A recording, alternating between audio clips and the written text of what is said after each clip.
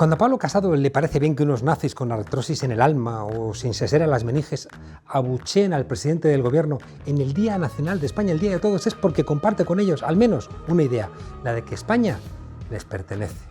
Nunca nadie ha abucheado el 12 de octubre al presidente del gobierno cuando ha sido del PP, aunque también abuchearon, eso sí es verdad, a Suárez cuando legalizó el Partido Comunista de España, porque eso, ¿cómo va a hacer eso un buen español?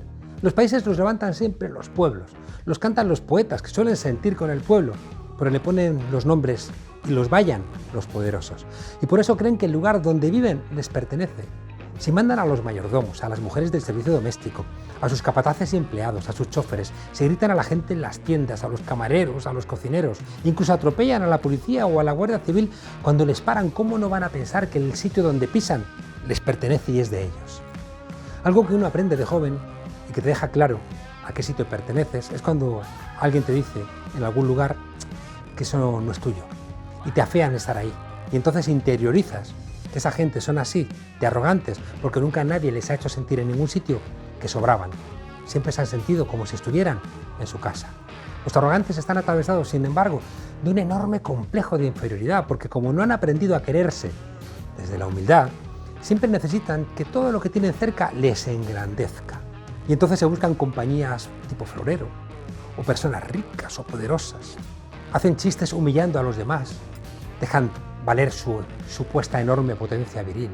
Les gusta ver la sangre de un toro, de un ciervo correr, y necesitan que su país sea siempre más grande que ningún otro. La hispanidad era un supuesto engrandecimiento de España, movido entre otras cosas por la humillación del desastre del 98 al que nos llevaron militares, empresarios, banqueros y monarcas que no querían a España. Es curioso que ese engrandecimiento de España, que supuestamente es la hispanidad, achica a España, porque reclama un imperio que aleja a toda la gente de América Latina y también expulsa a una gran parte de los españoles que desean querer a su patria sin sentirse por encima de nadie. Las derechas en España siempre han querido a los reyes, porque siempre les permitieron quedarse con trozos del suelo de España. Les permitieron hacer negocios en el entorno de la corte, eso sí, siempre después de que los monarcas recibieran su parte. Por eso el capitalismo español ha sido siempre tan poco eficiente, porque los corruptos, con apellidos y la agenda de la monarquía, hacían los negocios en la corte de manera sucia, expulsando del mercado a los empresarios honestos. A día de hoy todavía hay empresarios que se creen muy españoles gritando que si les hacen pagar impuestos o pagar salarios dignos van a cerrar sus empresas, como si tener un enclave esclavista en el siglo XXI fuera una manera estupenda de ser un gran español. Aznar, que fue el que se inventó que España tenía que ser grande, chupándole las botas a los norteamericanos, por parecer grande nos metió en la guerra de Irak y nos reventaron luego unos asesinos enloquecidos por la religión, las guerras y los desastres en los trenes de cercanías. Esta gente de la derecha, como en carnaval, se disfrazan siempre de lo que no son. Díaz Ayuso, en vez de disfrazarse de, del matarreyes de Juego de Tronos, por en plan residencia de ancianos, o de la enfermera de la muerte, se disfraza de Isabel la Católica y dice que Madrid es España, al tiempo que ella es la saqueadora responsable de una parte no pequeña de la España vaciada con el dumping fiscal que hacen en Madrid. Aznar se disfraza del Cid, cuando al Cid él le aplicaría la prisión cuando menos permanente por matar cristianos y hasta prohibiría la novela de Pérez Reverte con ese campeador que parece Clint Eastwood desafiando a reyes y dando cuchilladas a los de la cruz. Y Abascal, disfrazándose de soldado de los tercios de Flandes, él quien hizo la mili y que expulsaría a los soldados mayores de 50 años. Ay, cuando Rocío Monasterio defiende su idea de España es porque quiere ocultar la esclavitud que hizo rica a su familia. Cuando Díaz Ayuso defiende a Isabel la Católica, subordina a la inmigración o tiene una idea de ciudadanía muy restringida y que enriquece a sus amigos que pagan salarios miseria. Cuando Vargas Llosa, el eterno Vargas Llosa, ese príncipe de la hispanidad, se le justifica que pueda tener el dinero en Panamá o ciscarse la democracia, es porque se le está permitiendo adjetivarse con nobles adjetivos que no se merece. Es, en el fondo, el retrato de una España mutilada, deforme, que se mira en el espejo de gente como Millán Astray, donde no va a estar nunca Bartolomé de las Casas y donde termina siempre fusilando a las 13 Rosas o a García Lorca. Aznar hizo de la Plaza de Colón el epicentro del facherío, a ver quién tiene la bandera más grande. Y las derechas, en España, han vuelto a lograr que ningún demócrata pueda llevar la bandera española a ningún lado, porque entonces tendrá que ponerse a dar explicaciones que no es de extrema derecha. En nuestra frágil democracia, la derecha se identifica porque roban todo. Oh, cuidado, si les dejamos, les bastará soñar con hacerlo para volverse otra vez a hacer con nuestro país.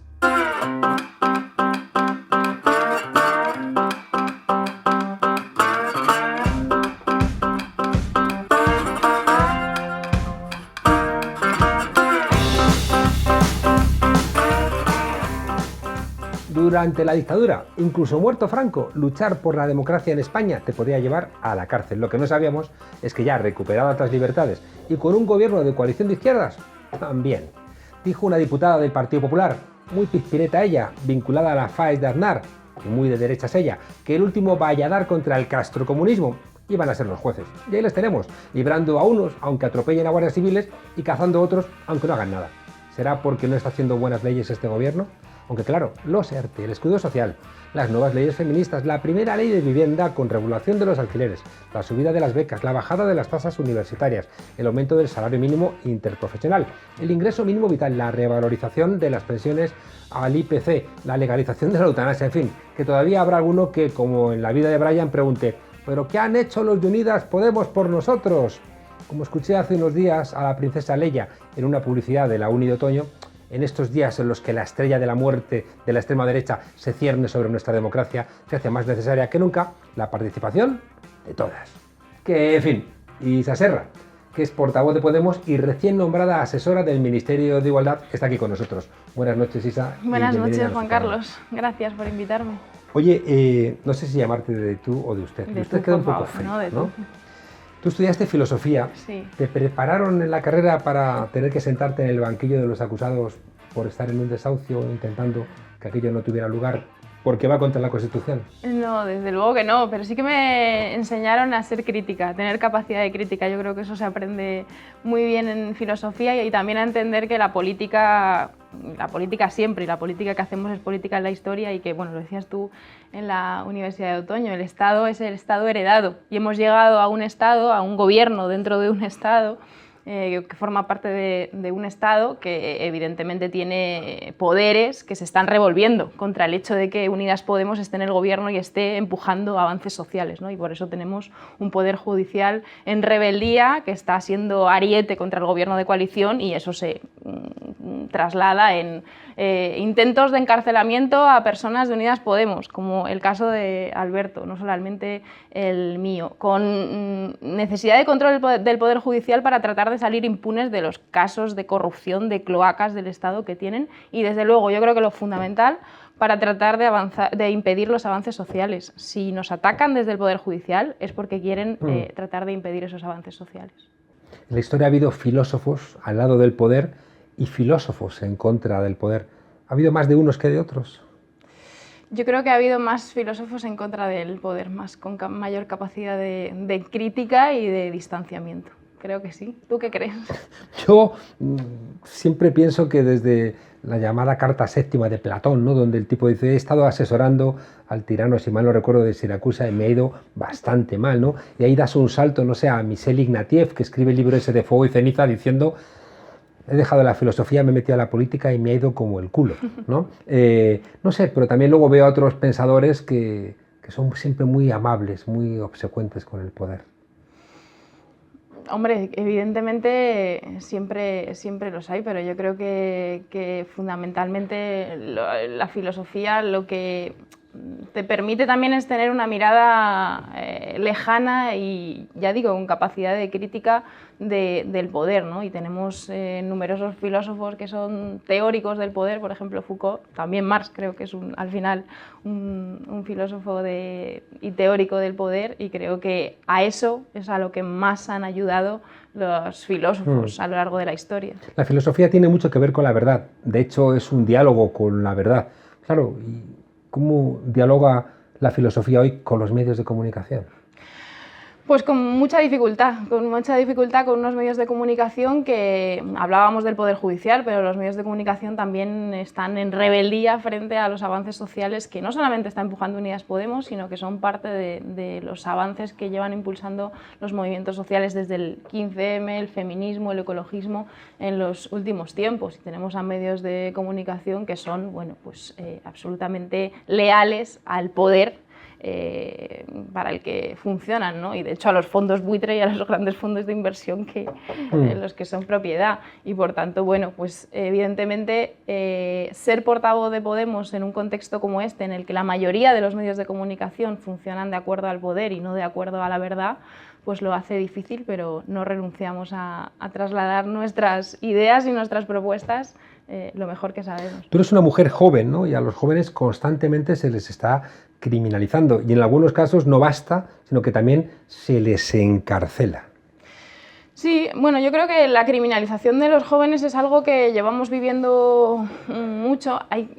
Hay una cosa importantísima con la generación, bueno, con las generaciones de jóvenes en el último tiempo, y es que hay una generación que ha vivido una crisis permanente, la mía, por ejemplo, ¿no? Es una generación que cuando surge el 15M lo que decimos es, bueno, todo lo que se nos había prometido, ¿no? Como con capacidad para generar un proyecto de vida y con estabilidad, ya no existe. Todo eso, las políticas de austeridad, las políticas de recortes del neoliberalismo lo han impedido, ¿no? Y a partir de ese momento, todo lo que ha venido posteriormente, a fin de cuentas, ha sido una crisis permanente. Con la crisis del COVID pues lo ha puesto más difícil. Evidentemente ahí hay avances que estamos impulsando en este país para garantizar mayor estabilidad, pero vivimos en una crisis permanente. Y lo que frente a esta situación están haciendo por parte de muchos poderes y por parte también de la derecha, y yo creo que la pandemia ha sido un momento en el que lo han utilizado, es tratar de criminalizar a la juventud. Yo creo que en esta pandemia lo estamos viviendo así, y esa criminalización tiene que ver con las condiciones de vida para una juventud que ha sido muy difícil esta pandemia, muy difícil. Y que tienen unas condiciones de vida muy precarias por mucho que estemos empujando ciertos avances, ¿no? Y sí, ya cuando los jóvenes se movilizan, luego la respuesta ya es en términos de represión más fácil todavía gracias a, por ejemplo, esa ley Mordaza que sigue a día de hoy vigente, que sabemos que tenemos que derogar por parte de Unidas Podemos, pero ya sabes que a nuestro socio de gobierno le cuesta todavía. Le cuesta. ¿Por qué la ha tomado la derecha contra el feminismo? Pues yo creo que porque el feminismo está siendo el proyecto, el movimiento y el proyecto político con mayor capacidad de impugnación del orden neoliberal en este momento. Yo creo que la extrema derecha y la derecha no responden al feminismo solo por una cuestión de que se opongan a avances en términos sociales, de cambios en la familia, las transformaciones que está viviendo la familia, de avances de los derechos sexuales y reproductivos de las mujeres. Eso es una parte fundamental, pero también porque el feminismo está siendo capaz de decir la crisis que estamos viviendo a día de hoy del neoliberalismo es una crisis que tiene como pilar fundamental la crisis de reproducción social. El hecho de que la sociedad, tal cual está organizada por este neoliberalismo y con un Estado chiquitito, con unos servicios públicos recortados, no está siendo capaz de responder a las necesidades de la ciudadanía, que es que somos cuerpos, que necesitamos cuidados, que somos interdependientes, que vivimos, por cierto, en un planeta con recursos finitos, y por tanto está proyectando la salida a esta crisis del neoliberalismo, en términos no solamente beneficiosos para las mujeres, sino para el conjunto de la ciudadanía, para avanzar hacia un sistema económico, social, mejor para todos y para todas. Y creo que eso lo ha entendido perfectamente la extrema derecha y la derecha, y por eso atacan al movimiento feminista e identifican los derechos de las mujeres como su principal objetivo, ¿no? ¿Es una garantía para la democracia que haya más mujeres en cargos directivos en la política? Sí, es una garantía, desde luego creo que es una garantía, que es lo que nos permite hablar de democracia, pero que esa democracia sigue siendo incompleta si no están no solamente mujeres, sino las mujeres en su diversidad, ¿no? Yo creo que lo que dice la cuarta ola del movimiento feminista, lo que aquí llamamos cuarta ola, es que no basta con esto que se ha dicho durante ya tiempo por parte de ese feminismo institucionalizado, que es que algunas mujeres rompan los techos de cristal, que algunas mujeres lleguen a puestos de dirección, en empresas, en la política, sino que tenemos que estar todas. Que solamente cuando las mujeres precarias, las racializadas, las mujeres con diversidad en su orientación sexual estén en la política, intervengan, participen, es posible avanzar hacia un mundo en el que las necesidades de todas están cubiertas y todas tenemos no solamente los mismos derechos, sino la misma capacidad de interlocutar en el espacio público con el mismo estatus. Eso es lo que dice la cuarta ola feminista y por tanto amplía el sujeto del feminismo y dice algo así como para todas, todo. Y además necesitamos disputar el poder, necesitamos disputarlo, pero todas, no solamente las que lleguen a los puestos de arriba rompiendo unos techos de cristal para que luego la mayoría se quede limpiando esos suelos pegajosos, ¿no? Ya. ¿Por qué hay mujeres de extrema derecha que asumen tirar piedras sobre su propio cuerpo, sobre su propia capacidad de tomar sus propias decisiones? Bueno, esto pasa en todos los ámbitos, es decir, con el empleo también hay mucha gente que decide votar a la derecha cuando es un proyecto que defiende la precarización en el empleo, que defiende la exclusión, la pobreza y que nos condena pues, a una vida peor en términos de derechos laborales, ¿no?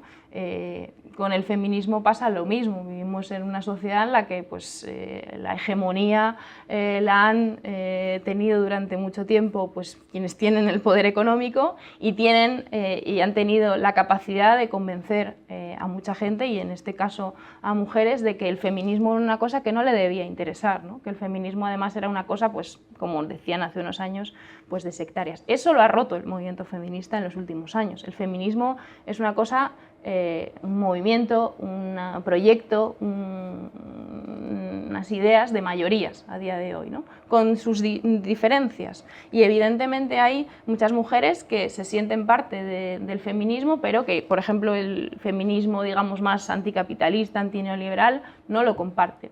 Bueno, sabemos que es así, pero desde luego que hay mujeres que rechazan el feminismo, existe, es minoritario. Y yo creo que tiene que ver con ese pues, interés por parte de los poderes económicos en descalificar y apartar el feminismo, pero que es algo minoritario a día de hoy. Vemos que raro es el día en donde los medios de comunicación no insisten en que hay que dejar fuera de todo a Podemos, en el gobierno, en lo que se construya. Me recuerda un poco cuando Sánchez dijo que no podía entrar Iglesias en el gobierno, pero cuando Iglesias decidió quitarse de medio dijo no, es que el problema no es Iglesias, el problema es realmente Podemos. ¿Qué pasa con este espacio político que no se cansan de atacarlo y de quererlo desaparecido del mapa? Bueno, pues pasa que precisamente hemos llegado con una cultura política, y esto lo cuenta bien Pablo Iglesias muchas veces, con una voluntad de poder, con una voluntad de romper con esa cláusula de exclusión, que es esa que establecía que fuerzas políticas a la izquierda del Partido Socialista podían influir algo en el devenir de un gobierno, pero no podían estar dentro del Consejo de Ministros, no podían exigir que los votos de esa fuerza política valen igual que, por ejemplo, las del Partido Socialista, del Partido Popular. Eso lo hemos roto con esa voluntad de poder y hemos llegado al gobierno de este país después de mucho tiempo, por cierto. La mayoría que ha permitido no solamente el gobierno de coalición, sino, por ejemplo, los presupuestos que se aprobaron el año pasado y creo que los que se van a aprobar ahora, es una mayoría que lleva expresándose, existiendo desde el 2015 y contra la que han hecho absolutamente todo para que no solamente que no gobernase, sino que no se trasladasen cambios y en avances políticos, ¿no?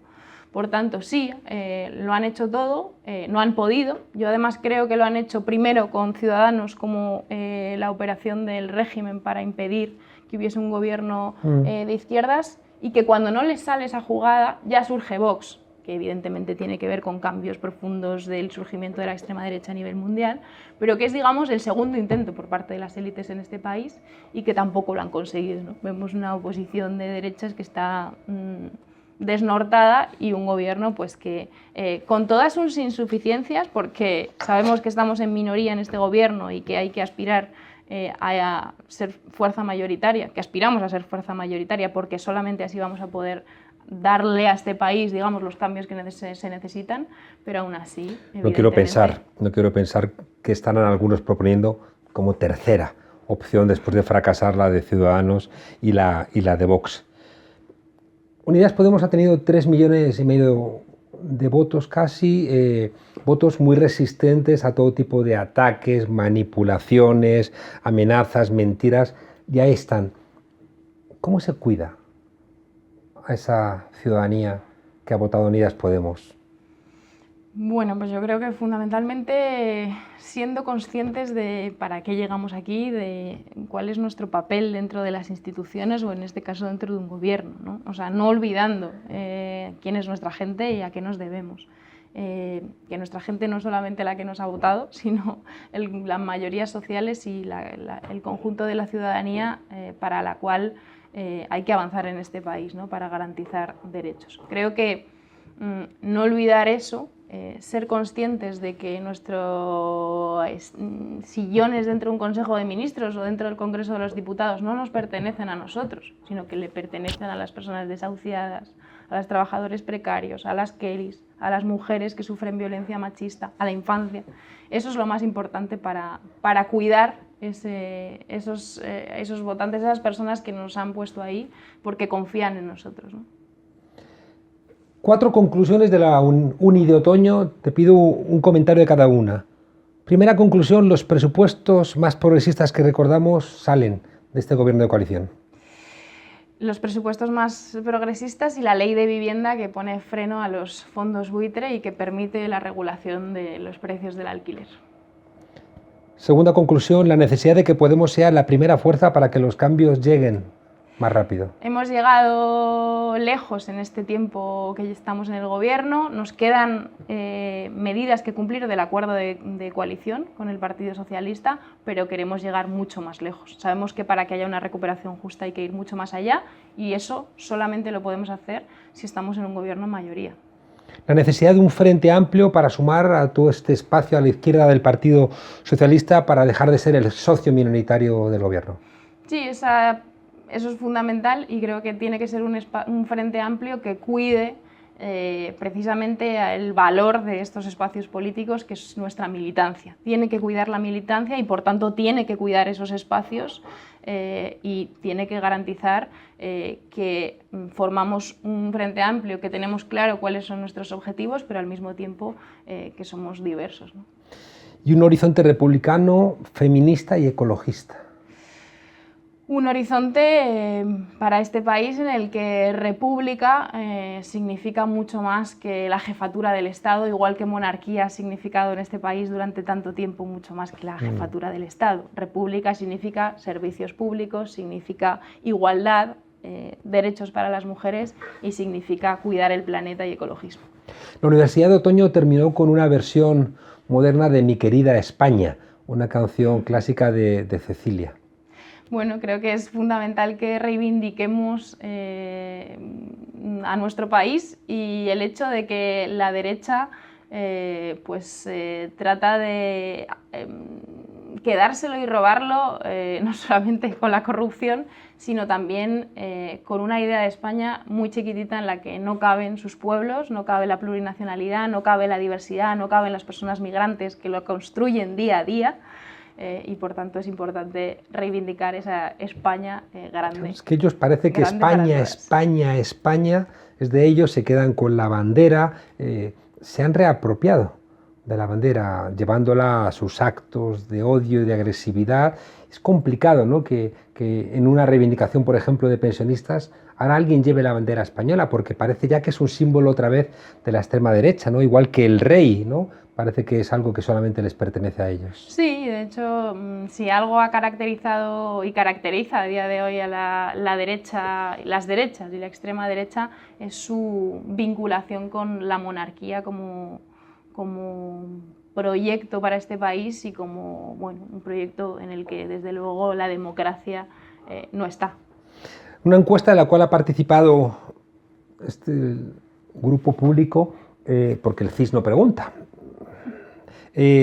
planteaba el 53% que la monarquía es una institución sin sentido en democracia y un 29% de españoles piensa que Felipe VI es de derechas, un 14% piensa que es de extrema derecha. Esta encuesta no presenta una situación muy halagüeña para la monarquía de Felipe VI. No, porque hay una crisis muy fuerte de la monarquía que no solamente tiene que ver con los casos y casos de corrupción que hemos conocido y seguimos conociendo, no solamente del rey emérito, sino el conjunto de la institución monárquica, sino con un hecho evidente, y es que las generaciones jóvenes no ven ningún tipo de utilidad en mantener... Los ven a los reyes en los cuentos. En mantener, y además en dedicar gasto público a mantener eso, que no solamente es antidemocrático, sino que es que no sirve para nada. Y eso yo creo que es lo que, y además de una institución que es anacrónica, obsoleta y que no tiene vinculación con el proyecto que queremos construir, es que no tiene ningún tipo de utilidad para este país ni para la vida de la gente de este país.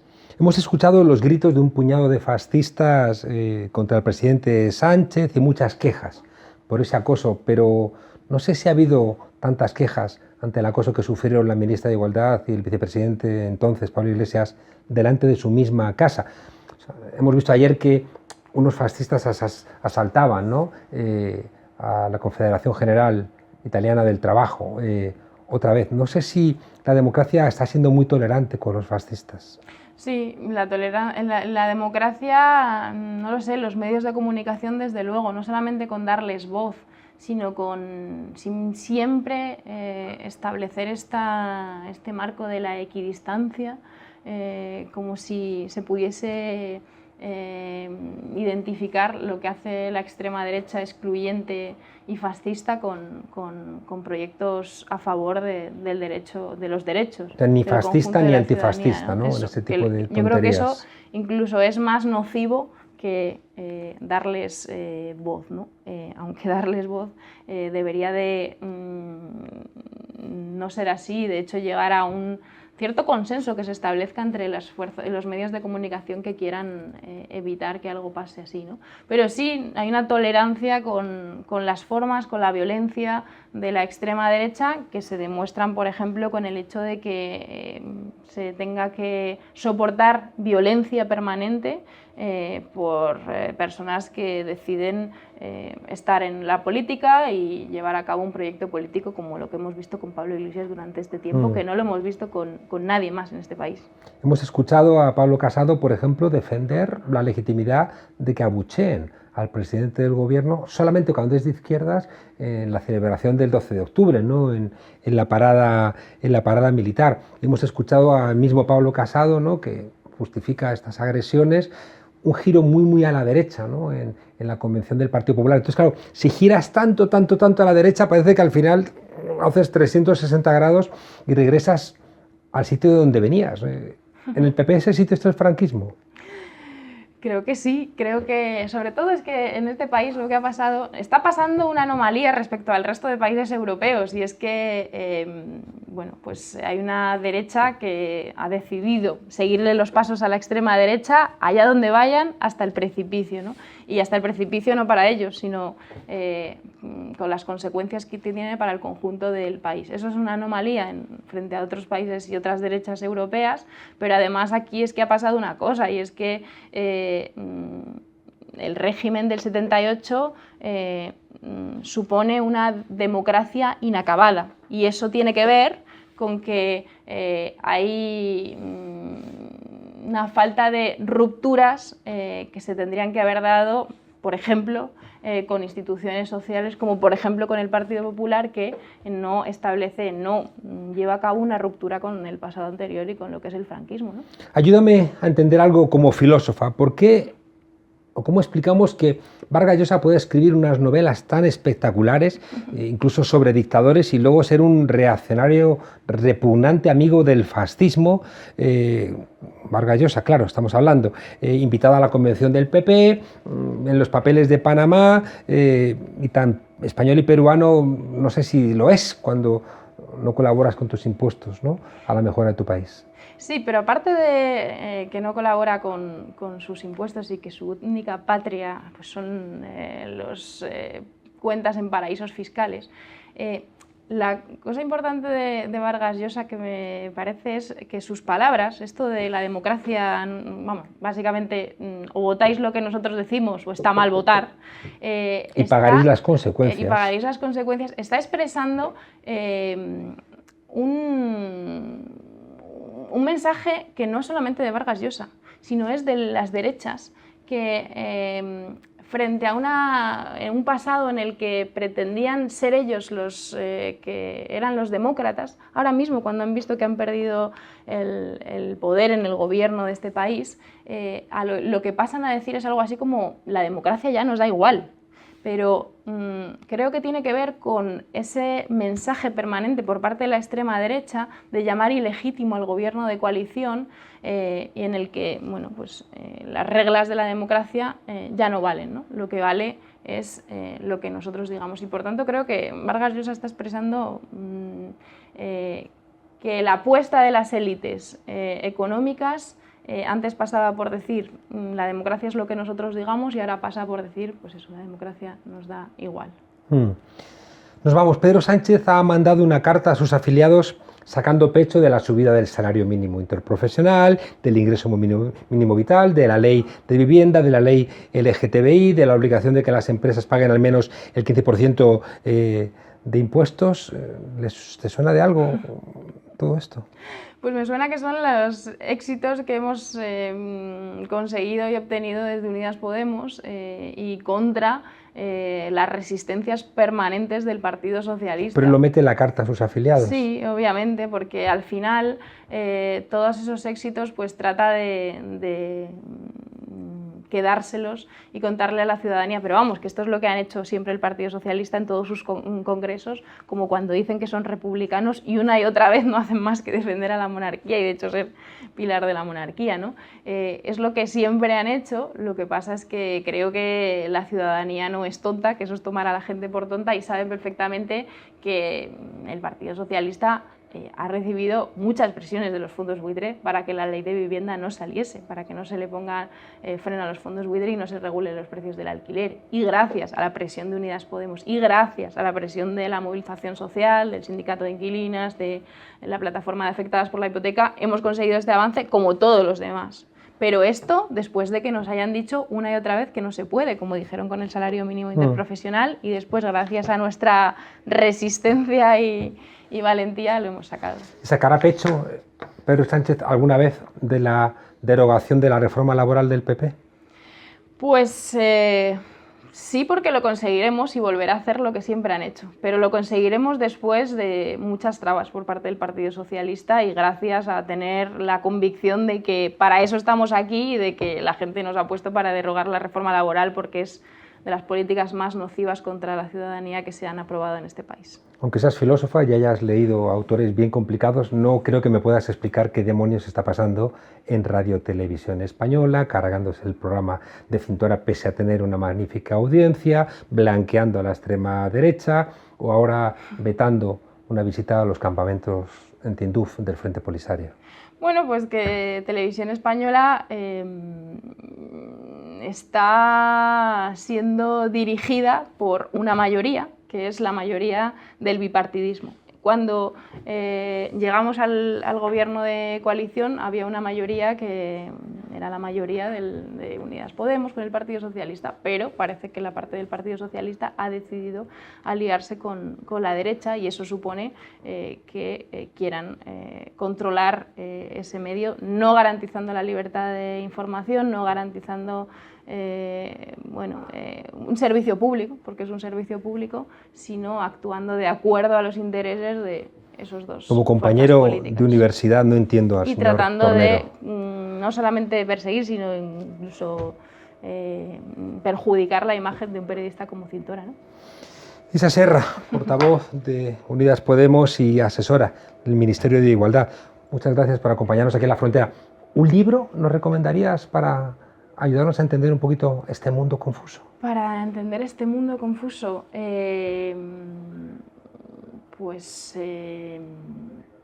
vamos a ver. Por ejemplo, los talleres ocultos del Capital de Nancy Fraser. Que estuvo en la Uni de Otoño y que aparte creo que explica perfectamente por qué es tan importante tener una mirada feminista crítica con el sistema económico y no solamente que vaya a la desigualdad de clases, sino también a la desigualdad de género. Y es verdad que Pablo Iglesias pilotaba un avión de la patrulla Águila que dibujó la bandera republicana en el cielo el 12 de octubre. Ahí estaba. Isa Serra, muchísimas gracias por acompañarnos aquí en La Frontera. Gracias a ti, Juan Carlos.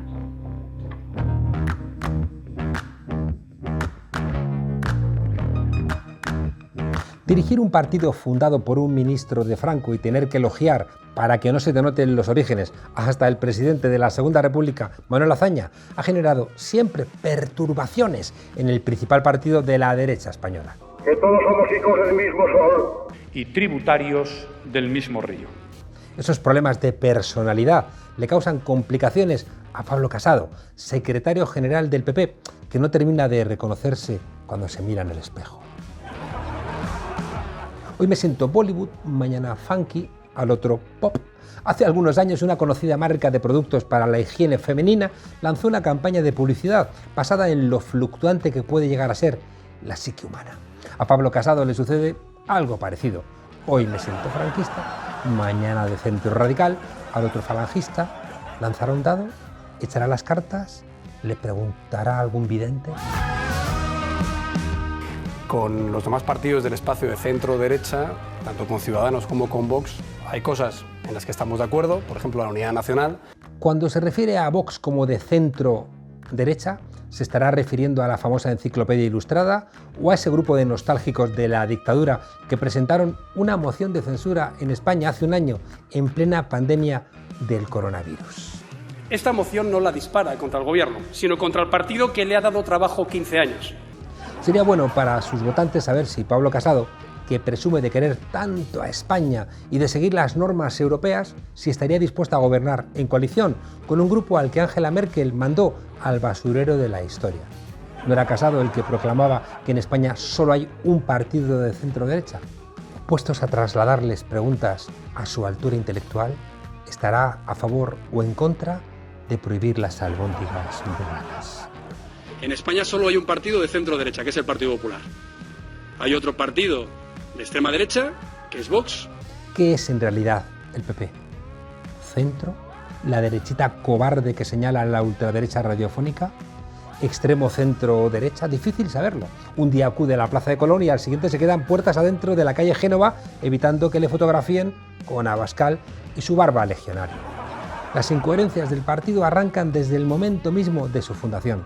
Los que hoy van dando lecciones de democracia y de libertad olvidan a menudo que fueron 7 ministros de Franco, 7, entre ellos el justificador de asesinatos, Manuel Fraga Iribarne, quienes lo fundaron.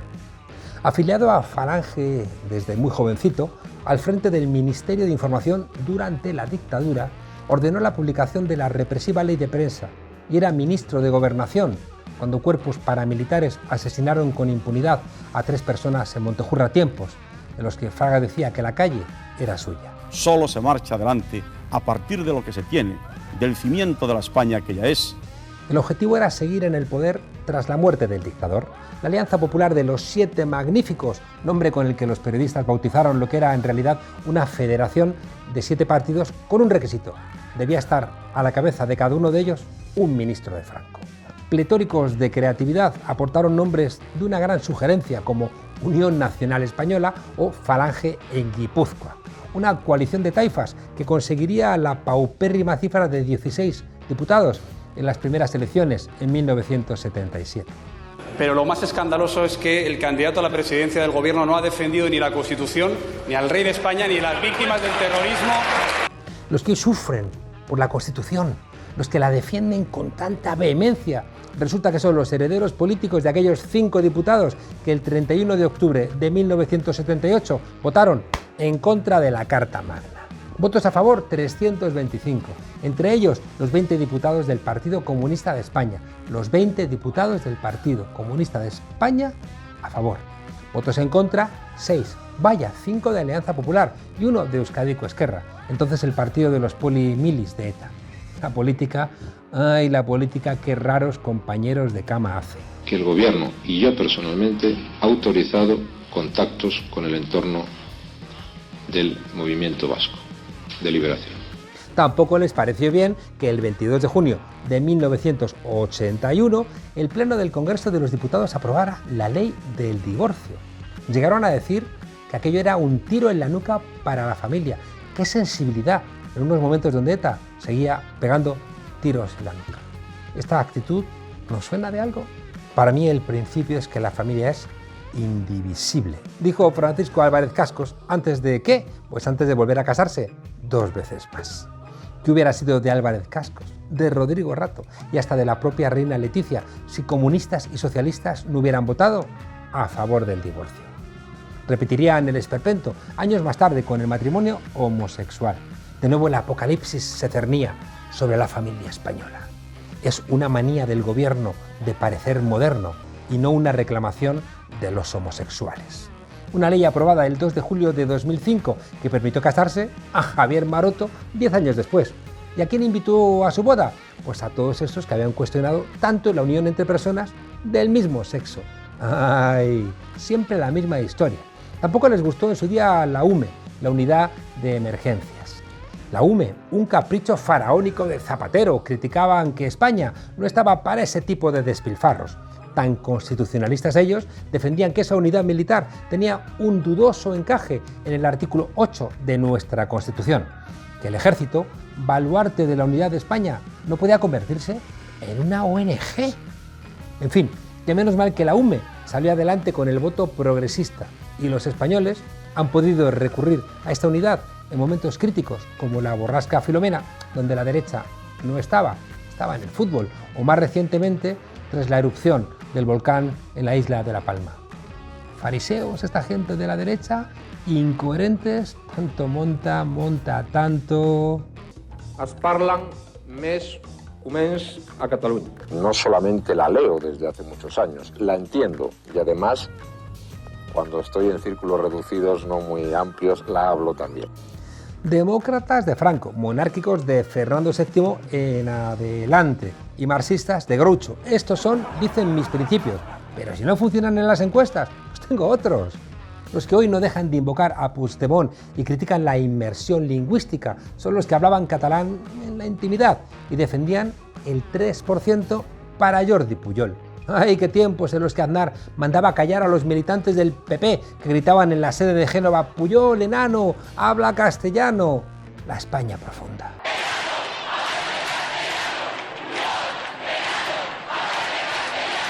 Los mismos que aplicaron el artículo 155 de una manera a todas luces inconstitucional en 2017 se reunieron con Convergencia y Unió en el Hotel Majestic de Barcelona el 28 de abril de 1996.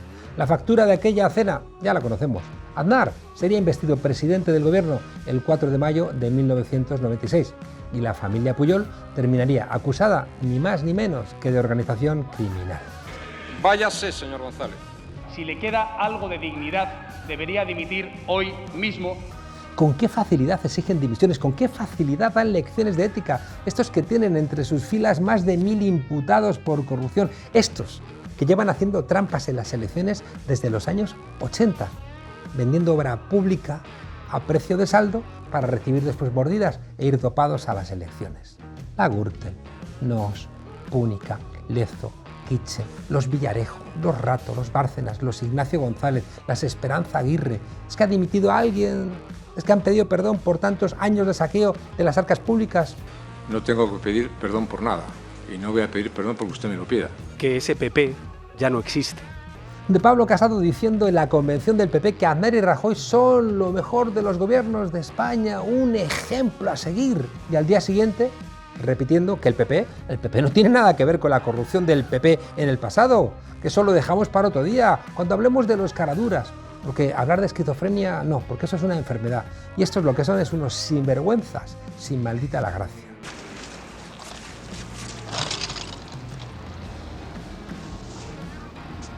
¡Tengo piernas! ¡No puedo caminar!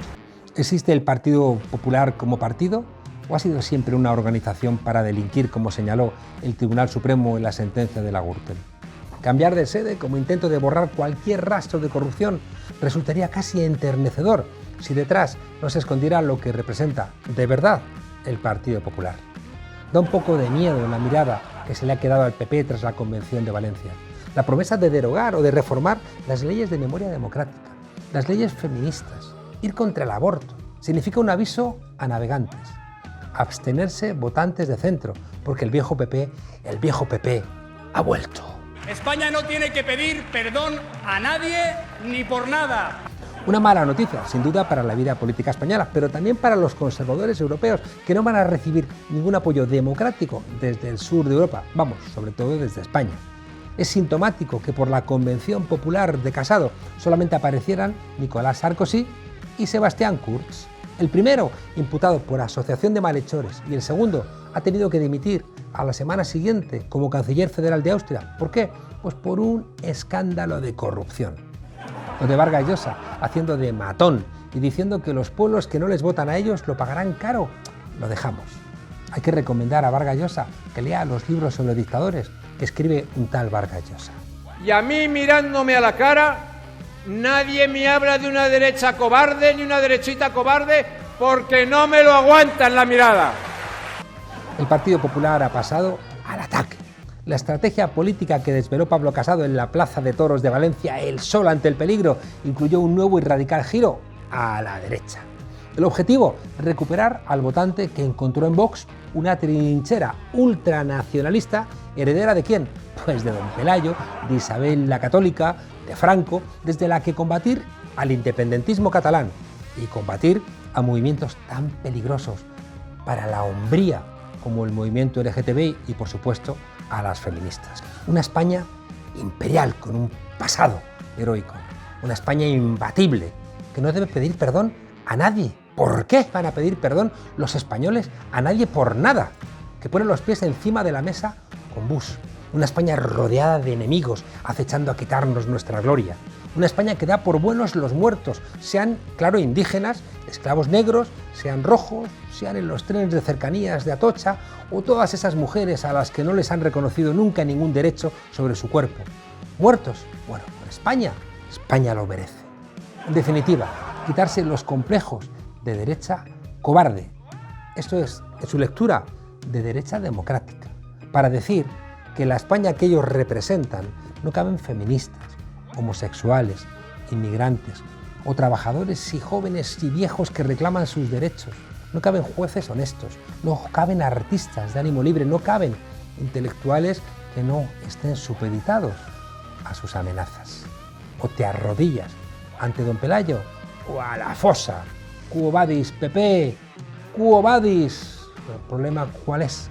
Que la respuesta la sabemos. Volvéis a vuestros orígenes, volvéis a los tiempos sombríos de la España más oscura. ¡Miren, allá en el cielo! ¡Es un ave! ¡Es un avión! Es la patrulla Riego.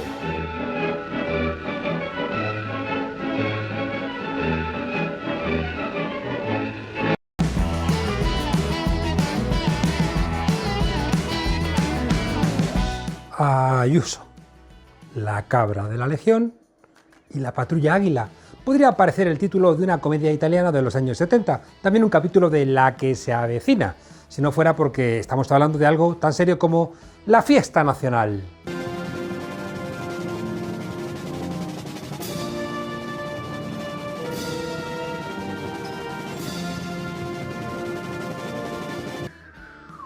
Esa es la cara que se le queda a todo un rey de España al comprobar que hasta la famosa patrulla Águila es republicana. ¿Y qué será lo próximo, Felipe? ¿Un carnero de la Legión gay? ¿Prestar el Alcázar de Toledo para un videoclip de C. Tangana? ¿Servir albóndigas veganas en la recepción del Palacio Real y llamarlas albóndigas veganas?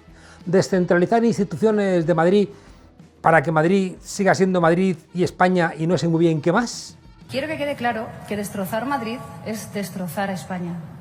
Si Madrid es España dentro de España, destrozar Madrid es destrozar España.